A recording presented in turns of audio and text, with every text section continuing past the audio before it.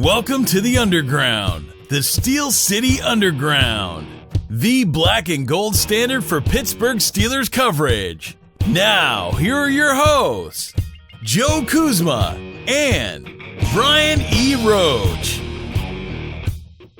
Hello, everyone, and welcome to another edition of the Steel City Underground podcast, brought to you by Gameday Tailgate Experience.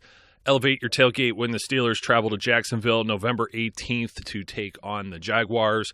More information later on in this show, including if you happen to be a member of a fan club or a Steelers fan group traveling to the game. There's also some special offers for group sales that I would like to mention, and you could get a hold of us for more details on that as well. My name is Joe Kuzma, and I am joined by... we don't have a 1-to-1A reference anymore now that D'Angelo Williams is no longer on the team, but it made me think of D'Angelo here, Brian, because I got a Terrell Edmonds jersey. Came in yesterday, hot off the press. I might be jumping the shark here, but I always like to get somebody new and fancy. So 34 is on my brain. So how you doing? You'll be my 34 for today, Bri. Okay. I can always handle being D'Angelo Williams for a day. That works for me. I'm battling with allergies, but other than that, I'm fine and dandy. I'm battling a lack of sleep or sleep deprivation. That seems to be a theme as football season starts. I'm so excited for football, and then all of a sudden I'm like, football. Yeah. Sometimes they keep you up real late. Some of those Monday games, the Monday or Sunday nights, the ones that really drag on, can be bad. We haven't gotten to that point yet. I know they always do that doubleheader and have the West Coast game on the debut week for Monday Night Football, and I wonder if I'm going to end up watching that this year. It always seems odd because you usually have the same broadcast crew, but now there's no Gruden, so I don't know. It's going to be odd altogether. But I digress. We actually have football coming up this weekend. It may resemble football. Yeah. Finally, third preseason game. Starters should get some reps. It should give us a more accurate glance or a more accurate view of where this team is right now. And what we can expect, come Cleveland game. I could tell you're a little stuffy, my friend. You're not. I am. It's not the silky smooth Brian we're used to. So, 4:00. It's a Saturday game. I know this sneaks up on some people that don't pay attention to the schedule. I think we paid attention as soon as it came out, April or whatever. Yep. They released the preseason first. The Titans have a brand new coach. They dumped Mike Mularkey last year. They made the postseason for the first time in a while.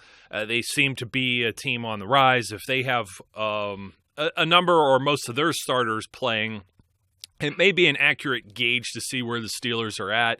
You're still going to have a mix of ones and twos. Now, at least in this scenario, this dress rehearsal, as they call it, I think we counted up to 10 starters on the Steelers side of the ball. Now it all depends because you know what? They may come out and start in a 3 wide receiver set or a 2 tight end set or something like that, and then someone's considered a starter technically.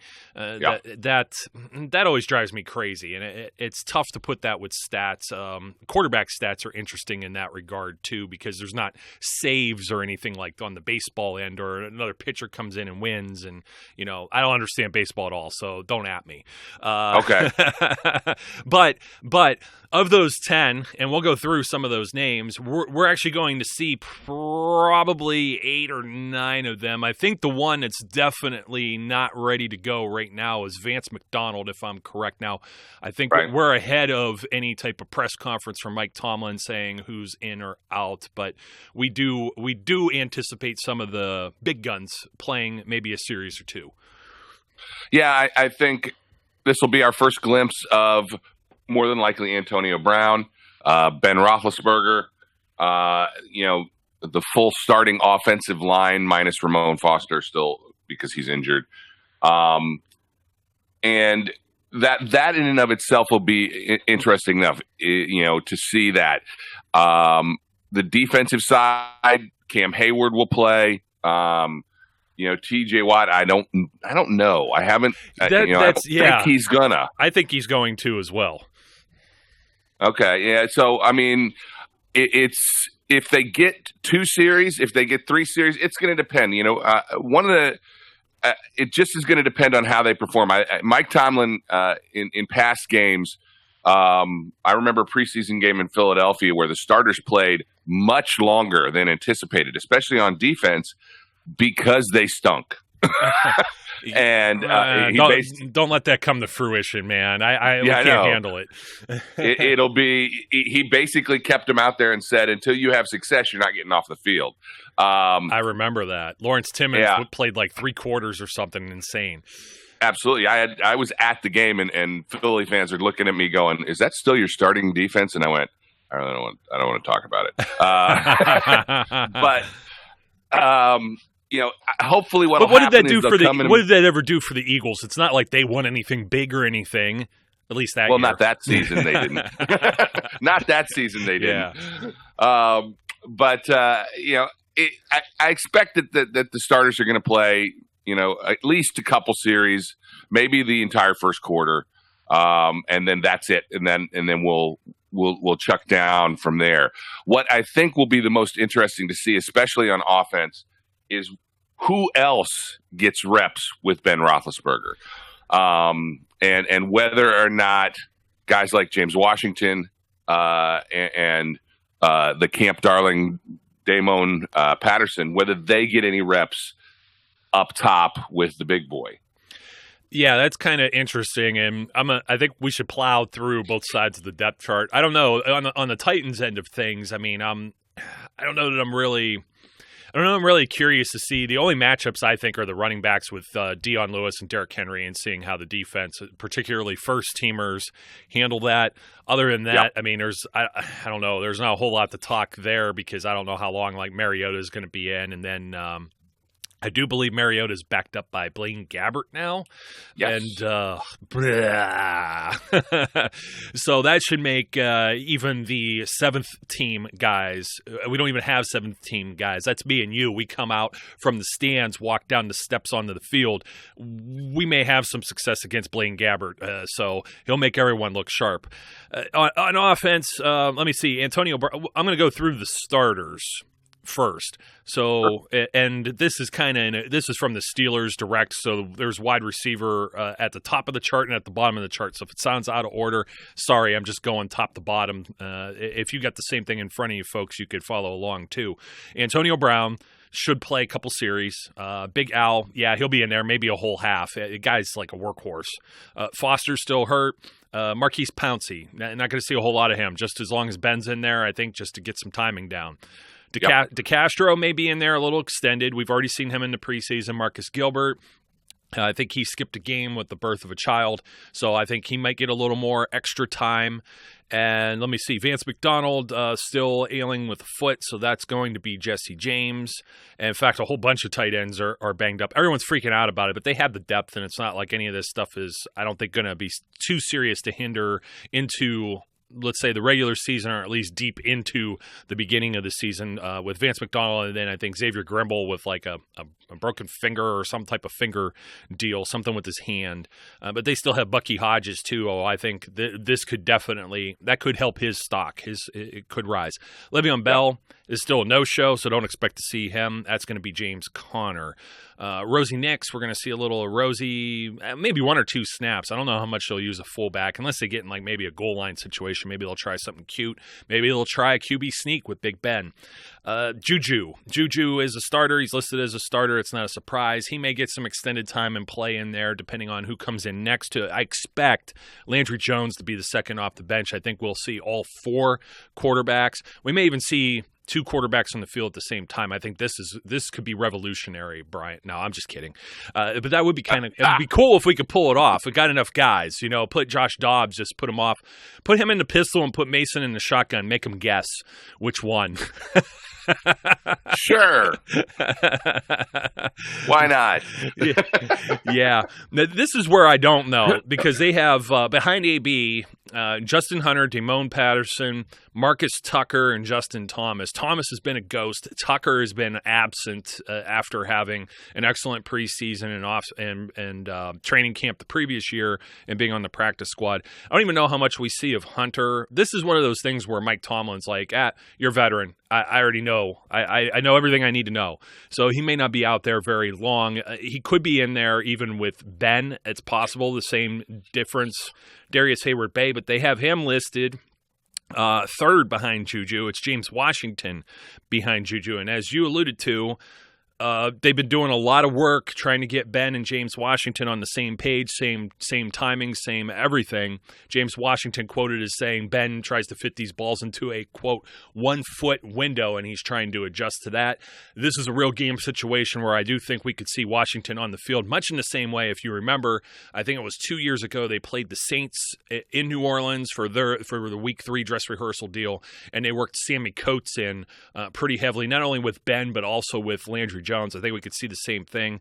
Then there's Trey Griffey and Tevin Jones, who are the closers for the game. So, what do you think about you mentioned a little bit about the wide receivers. I think the nod has to go to Patterson and Washington because those are the guys I think they need to know more about. Yeah, I agree. I think Juju and AB will play on the first series, probably exclusively. But who's going to be in the slot? It will be an interesting because who's going to be the third when they go into three wide receiver sets? I think it's going to be James Washington initially. There's been a lot of chatter this week from practice about Ben and James getting time together, about the good spots of that, and also the bad of Washington making some rookie mistakes, getting being the recipient of Ben's ire a couple times. And that's all part of the learning curve. And the idea here is he learning? And if he is, then it's an important aspect of going forward that these two guys get on the same page. So I think James Washington could get some first team reps at various times in this game. And Damone Patterson, because he has shown up and his story is amazing and fantastic and a bright light and has really been the camp darling, as well as having a great first preseason game and doing some nice things in the second one. I think you're absolutely right. That's the guy they need to see. They don't need to see Justin Hunter. They know who Justin Hunter is. They know what he can contribute. They know who Hebe is. But those two guys that they need to see how they're going to mesh with the first string guys. So I think of any of the receiver depth, I expect those two guys to maybe get some first team reps. Down the in this game. Yeah. As it wears on, I think this is the do or die game for all of these guys. I don't think next week is basically don't screw up and you have a spot. So for Patterson, this is the big one. If he falters here, then I think his chances diminish greatly. If he shines and looks great in this game, and I mean, we may not even see it with our own naked eye. He may catch one ball, he may be targeted twice, but if he runs the proper routes, if he picks up a block here, if he's doing the right things, I think he's got a really great shot at the 53. He's definitely going to stick around at least on the practice squad. We've been talking numbers, and we're gonna get into this as we go either the fourth preseason game or that gap before they play at Cleveland for Week 1. We'll do it before the roster cuts, but man, we've been trying to go through these numbers, and they're just. It's daunting because they have so many running backs, so many receivers, so many corners, so many safeties, and so many quarterbacks. If you're going to try and keep everybody, I want to clear this up, and I may have mentioned this before, but I know sometimes I get crossed with some of these Facebook discussions I have. There was something. Let me ask you if you've heard this one, Brian. Kevin Colbert on the record saying he's only going to keep 3 quarterbacks. I hear that. I've never heard it out of the horse's mouth, though. That's the thing. I haven't heard it in a press conference. I haven't seen it in a transcript. This was secondhand information by one of the morning show hosts on 93.7 The Fan out of Pittsburgh that said he heard Kevin Colbert say? And considering some of the hot takes that this gentleman, Andrew Filipponi, has said in the past, I think I may have mentioned this before because I said his co-host Ron Cook has been doing this for a very long time. Ron wasn't even on Twitter until about a year ago, I think. He's very old school. He doesn't believe in the kind of the fan stuff that we do. He's very, very, very old school. Just give us the information. And I think if it came from Ron, it would carry more weight, in my opinion.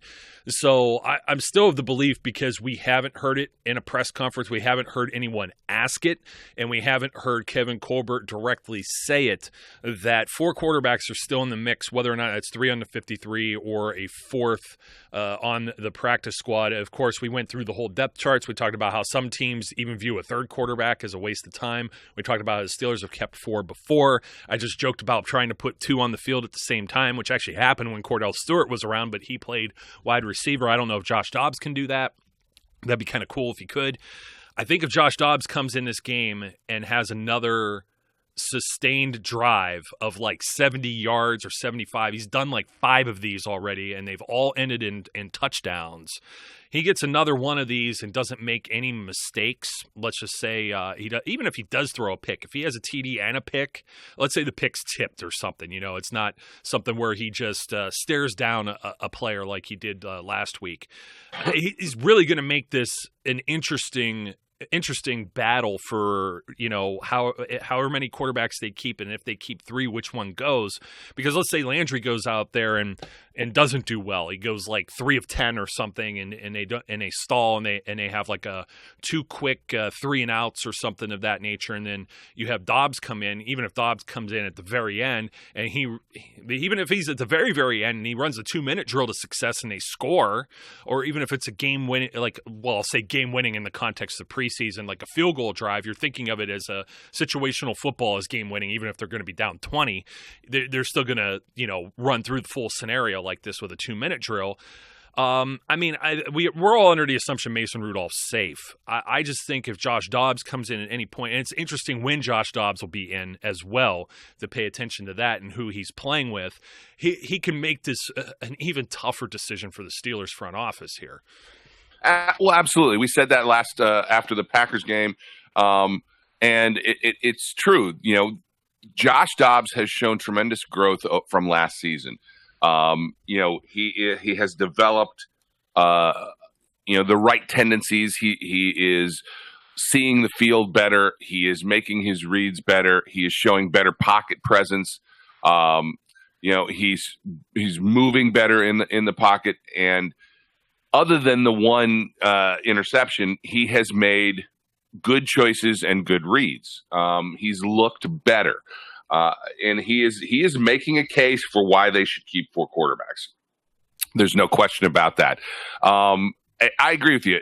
I don't know that I've ever heard a sound bite that's of Kevin Colbert saying the Steelers will never keep more than 3 quarterbacks. We know they've done it before. And I think that will be one of the big question marks when the final cuts come down is, do they keep 4 or don't they? In my mind, it's very unlikely that Dobbs would make it to the practice squad. Mason Rudolph's not going to make it to practice squad. There's no question. Somebody will snap him up and do what they have to do, because this is a quarterback-hungry league. Oh, you know what? We should clarify that for those who aren't familiar with that process. When you cut to 53, everybody that's cut now, it goes on waivers. And yep. they're in the system when it's waivers. It's the same.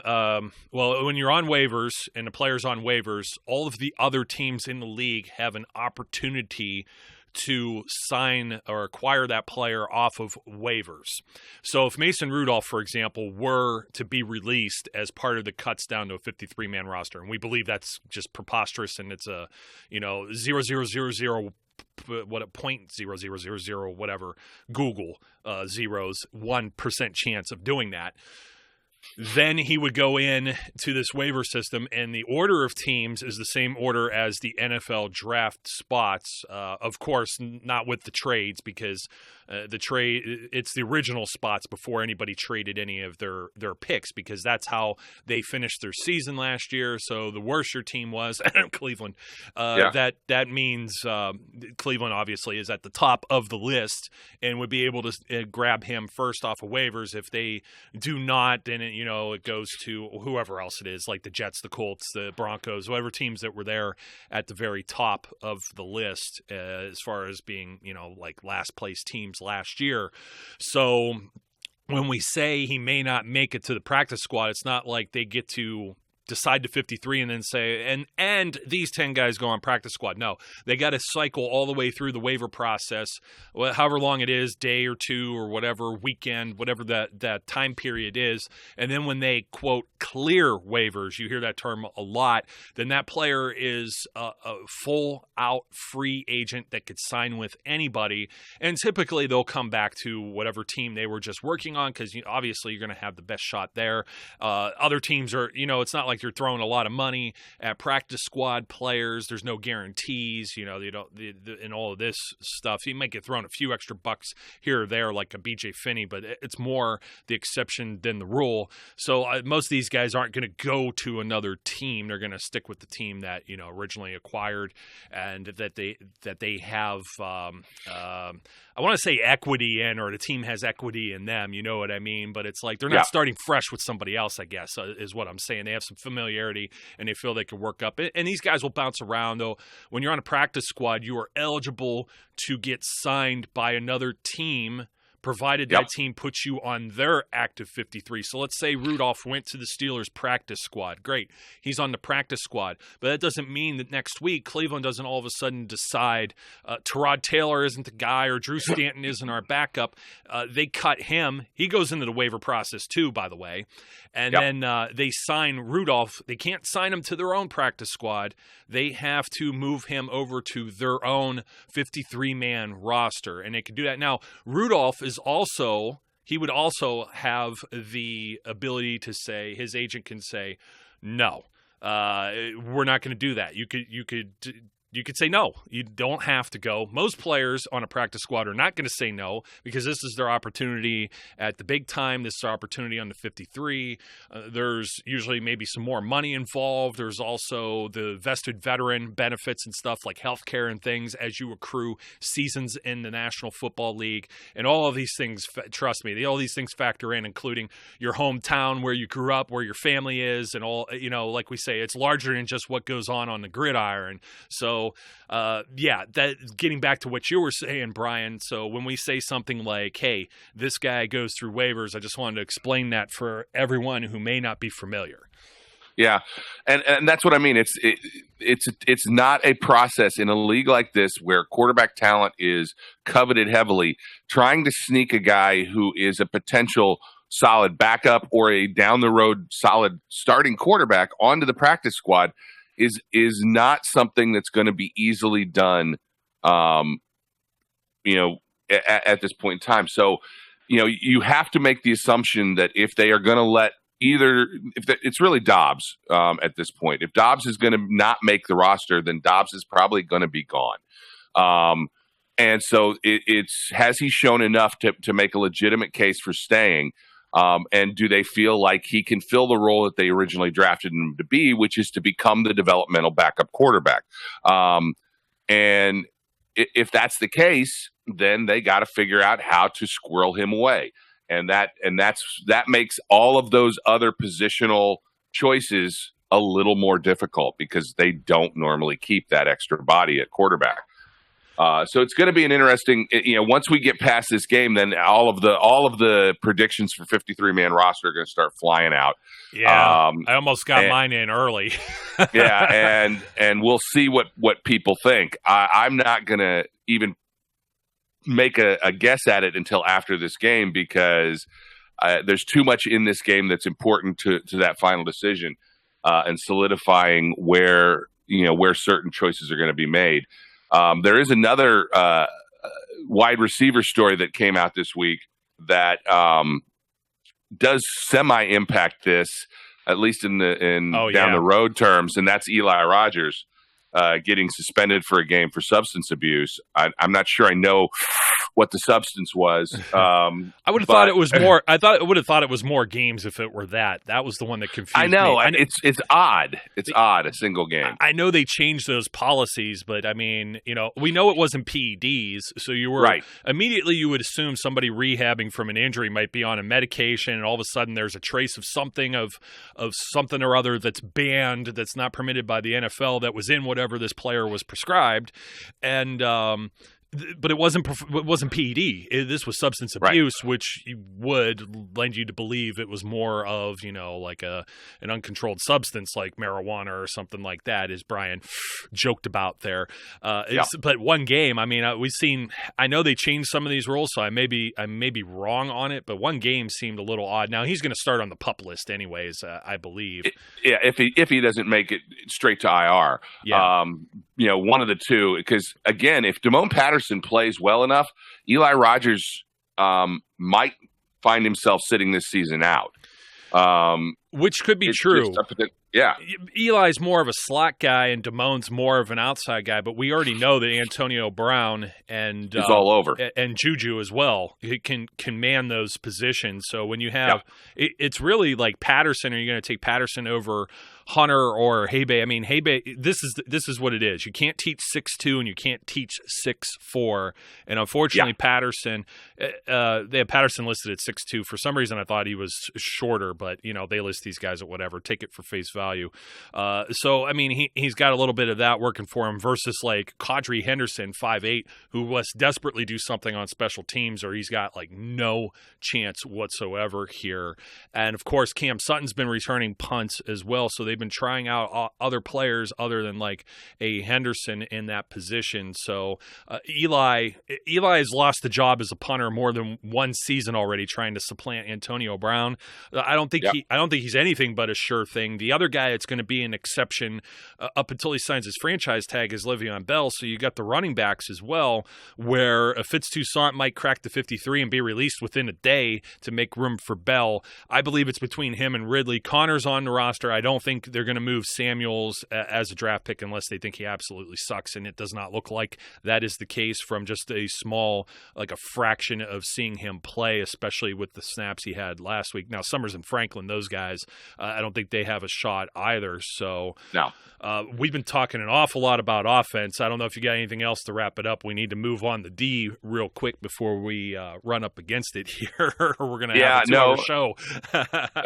Defense is where I was headed next myself. I think this is going to be – you mentioned, if the Titans starting running backs play, but it's more than just the running game. What I need to see in this game is with what could be a large portion, if not all, of the starting defensive players playing, is the communication better? Are they making, especially at inside linebacker with guys like John Bostic and Matakevich and LJ Fort, not so much Vince Williams, but those guys, are they making the same bad reads, taking the same bad lines? Are they making the same bad decisions that they did in the first two games, or are they getting better? Are they in better positions?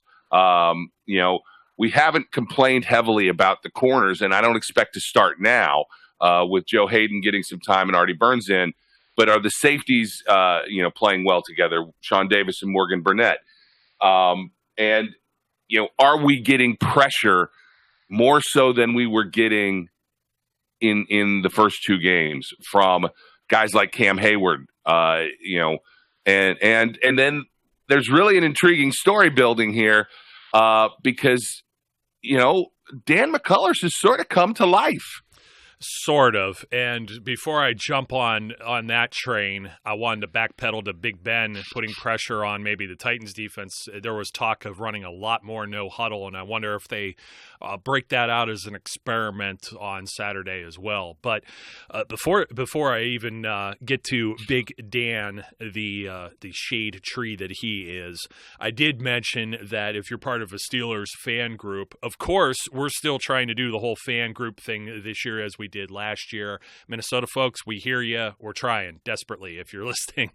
But if any of yins are traveling down to Jacksonville to see the Steelers play against the Jaguars for Sunday Night Football on November 18th, there's a great opportunity to, just pack your terrible towel and a jersey and probably a pair of shorts, because you know what, it'll be nice for us. They might be wearing turtlenecks and stuff down in Florida because they're goofy and they think 65 degrees is cold weather. But if you're headed that way, there's a great opportunity for you at steelcityunderground.com/Jaguars tailgate. If you use promo code Steel City, you get 20% off the big GTE tailgate party and the tickets for that. There's VIP tickets, there's regular tickets, there's even your designated or non-drinker tickets, so you could still partake in the all-you-can-eat rather than just the open bar. And as I mentioned, if you're part of one of these groups as well, feel free to go to the contact form on our website, or you could even email us at fanmail@steelcityunderground.com. Give us a point of contact, and we could actually set you up with the folks at GTE for a group discount rate as well if you happen to be coming in for that. So don't forget, steelcityunderground.com/Jaguars tailgate for the big tailgate party. Now, headed to defense, what a segue. I was in a fantasy draft last night, and somebody took the Jacksonville Jaguars D in the 5th round. First defense off the board, obviously. Usually by the 5th round, I'm still trying to pick a starting wide receiver or a running back or a quarterback or a tight end or anything but a kicker. And, some jag-off goes and takes a defense. Yeah, that's that. I can't empathize with this, because my entire strategy for any fantasy draft I've ever been in, because I don't really play fantasy much, is I just draft Steelers and I don't care about anything else. I just want to pretend I'm Kevin Colbert. This is no lie, folks. We used to do a weekly SCU DraftKings league, and we would get like 6 or 8 of us in on that and play for like $1 or $2. And one week, Brian literally throws all Steelers. It was Ben, it was AB. At the time, it may have even been like Sammy Coates, like 2 years ago. And then he had Bell and Ezekiel Elliott, just because of the Ohio State connection. There was his only non-Steeler, because he couldn't put another running back in that was a Steeler. Yeah. Or basically forfeit the game, and he won. I mean, he steamrolled everyone. It was one of those ridiculous weeks where the backs had multiple TDs. Ben had a big game. AB had a big game, and we all hated you.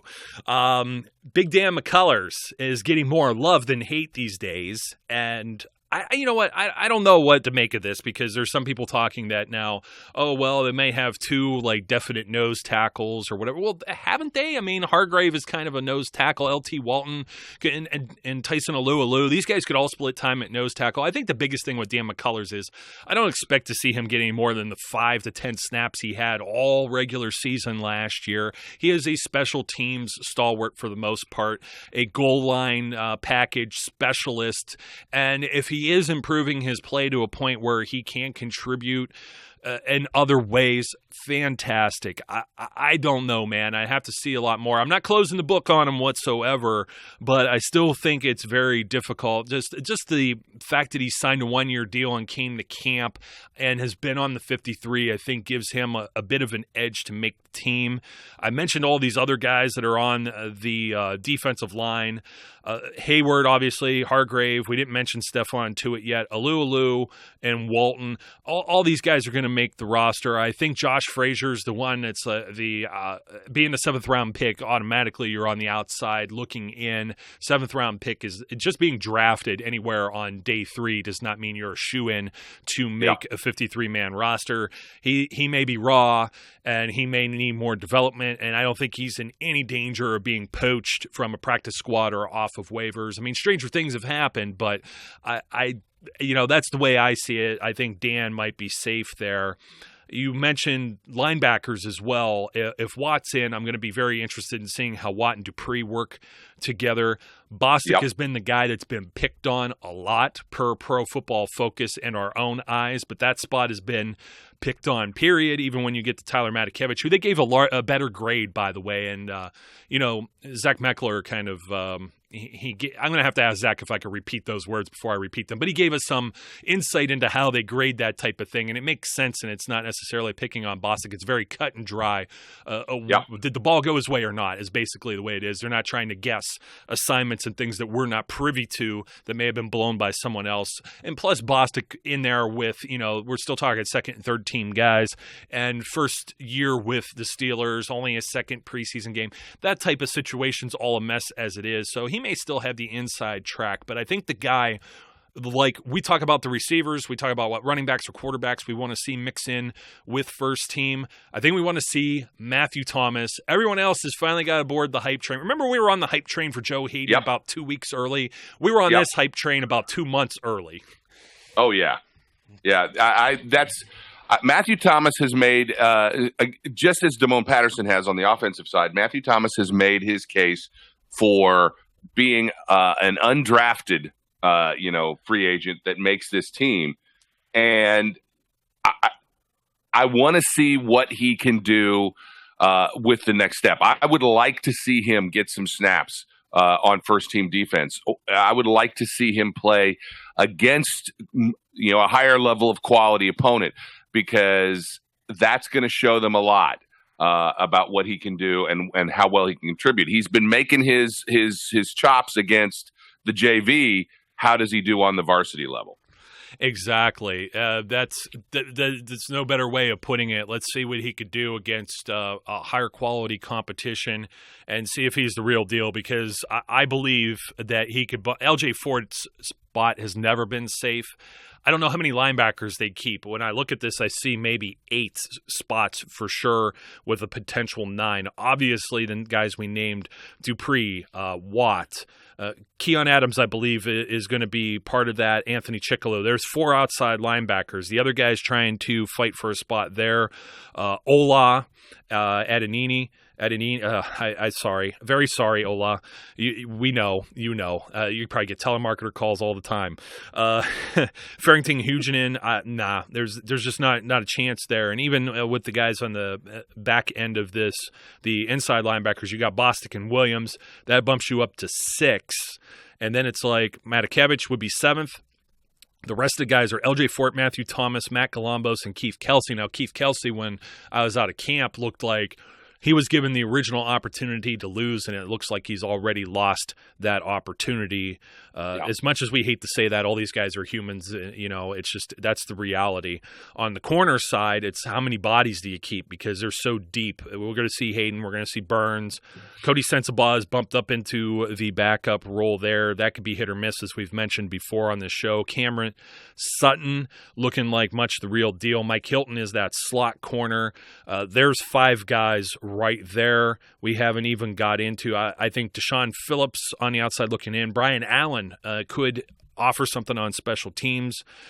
Let me see. Malik Reeves, I don't know. Not much there. I'd liked Jamar Summers, but I think his window of opportunity has also passed. We're going to see Sean Davis and Morgan Burnett at safety. We're going to see Terrell Edmonds. There's 3 guys there. The missile, Nat Burhay, might be the 4th. And then there's Jordan Dangerfield and the 5th-round rookie from Penn State, Marcus Allen, who's been kind of beat up too and hasn't really gotten to play a whole lot. Yep. There's Malik Golden. I mean, it's pretty cut and dry there. I mean, they could keep 10 DBs. I don't know, like if they mix a 5 and 5, it could be 9. I mean, this quarterback situation is really going to muck everything up as far as that's concerned. But I feel really good about the secondary as opposed to previous years. It's really the linebacker core, and you really want linebackers. This is where I was arguing the numbers game as far as the 53-man roster is we're used to seeing the Steelers, especially because it's a 3-4 defense where you have, instead of the 4-3, that's 4 defensive linemen, 3 linebackers. Well, Steelers have a 3-4 usually, and it's not really their base anymore. It's like a third of the time that they play that, but there's still usually 4 linebackers on the field in most scenarios. Well, this year they're incorporating, we're seeing this, the Minnesota Vikings just signed, the Bengals cut George Iloka, and they signed him right away, and they're pairing him, I believe, I'm forgetting the guys' names. There's Sendejo and someone else they already have that are really quality starters, even Pro Bowl type guys, and they're already talking about how they can mix and match them. Well, the Steelers are doing that, going to try at least, with Burnett Davis, Terrell Edmonds, but this is where I see like somebody like a Marcus Allen or even Burhay for that matter, where they keep additional safeties for special teams play in these special DB packages that we talk about: the dime, the quarter, the dollar, the nickel, the silver dollar, the Sacagawea coin, and whatever else that they're throwing out there on the field, where they may only have 8-9 linebackers, maybe, and not 10, and they're not top heavy at the linebacker position. Yeah, it's really going to be interesting to see how this all shakes out. We talked about it in the very first preseason game when we were looking to see if they threw that defense out there. And I'm going to look for it again in this game to see, do they play a defense where there's no inside linebackers, where there's 7 defensive backs on the field? Do they play, any of these slightly different schemes that we haven't really seen from them in the past? It's going to be interesting because Terrell Edmonds looks like he is going to. He's going to get his lumps, but he's also, got huge upside. And, then how are they going to use all this depth that they have in the defensive back area?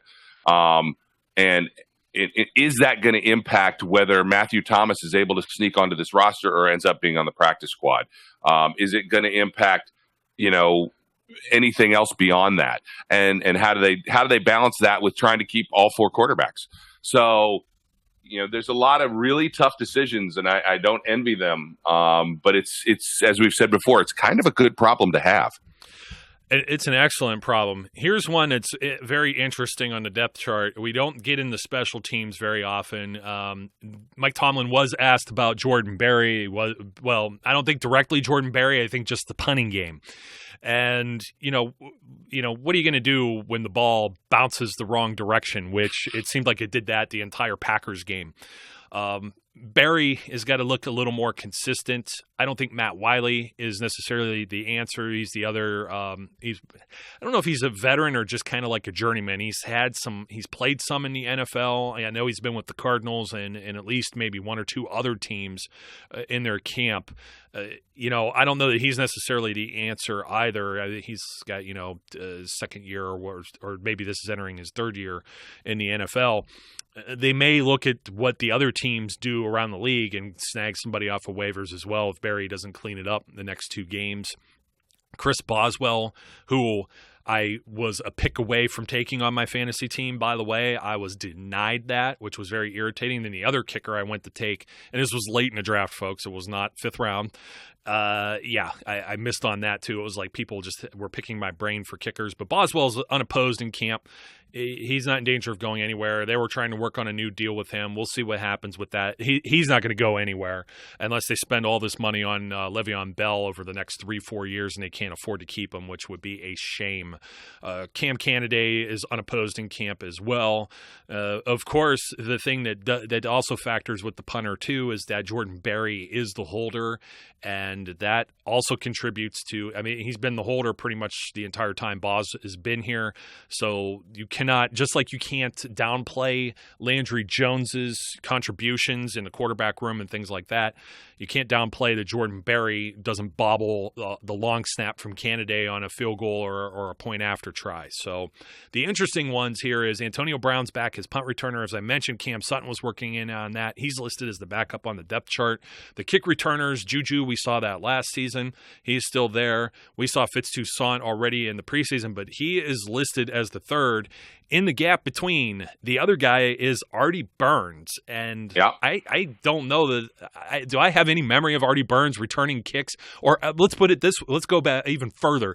Has Mike Tomlin ever put a defensive back in a special teams role like we're seeing Artie Burns and Cam Sutton? It's very rare. I think as a former DB coach himself, he does not want that risk. Yeah, I don't disagree. I'm actually very surprised to see him there. Very. But, again, as Mike Tomlin loves to say, they do these because they have to. They create these depth charts because they have to. I don't recall seeing Artie Burns return a kick in preseason, in a regular season game, anywhere. But I think this actually it speaks more to the fact that Quadri Henderson has not done anything to make them consider him a part of that equation. Yeah, unfortunately. So, well, we're just about ready to wrap it up here, folks, but I also wanted to mention another new partner of Steel City Underground. That is Ticket IQ. It's a ticket search engine, basically. Like, you've seen these before. We won't mention competitors because we don't want you going anywhere else, because the tickets are guaranteed, and there are still a number of very under face value cheap tickets available if you want to check out some of the starters and see a semblance of some real football on Saturday afternoon at 4 o'clock, Heinz Field, against the Tennessee Titans. If you're looking for more information about that, you could head on over to steelcityunderground.com/tickets and then click on the link there in order to go directly to the website. And sometimes there's going to be some promotions, perhaps even some giveaways from our new partner, Ticket IQ. Brian, thanks once again for joining us today. Absolutely. Or joining me and joining our listeners. Yes. Before we run off, I do want to make a note just of Helmet Worthy. And the reason I want to make a note of Helmet Worthy, we got an interesting submission the other day from folks out in my neck of the woods out near Philly. That struck a chord with me, because my daughter, if those of you don't know, and from our March of Dimes contest and whatnot, my daughter's name is Emily. She's 17 years old. She's a huge Steelers fan. And of course, as I'm reading this, I'm like, wait, did I write this? Did I submit for Helmet Worthy? Because it's Emily is the name of the daughter as well. She's 17 years old, and she's a huge Steelers fan. So I wanted to say that was great, awesome. It tickled my funny bone because of the similarities, and you guys are in the running for a Helmet Worthy spot. But there's still spots left, people. If you think you know a kid or a kid at heart who is worthy of a signed piece of Steelers memorabilia, let us know. Tell us why they're helmet worthy. Yes, and those links, the Jaguars tailgate, the tickets, and the helmet worthy, all in the show notes, however or wherever you're listening to this, or you could just find it over on the website, steelcityunderground.com. I almost thought you were going to talk about helmet rule, and I didn't want to go another hour on the show, but apparently they're going to stretch this out over 3 years, and they're already trying to revise this and putting out instructional stuff, because they realize that, the body goes where the head goes. So, but at least, Brian, both of you parents that have daughters named Emily have raised your children properly, brought them up the right way, and not like the Patriot way or something else, just completely ridiculous. Absolutely. So, well, folks, that'll do it for us today. Go Steelers, of course. Till next time, my name's Joe. His name's Brian. Be safe, be good. We'll catch you later. We would like to thank you for listening and remind our listeners to follow us on social media and our website, www.steelcityunderground.com.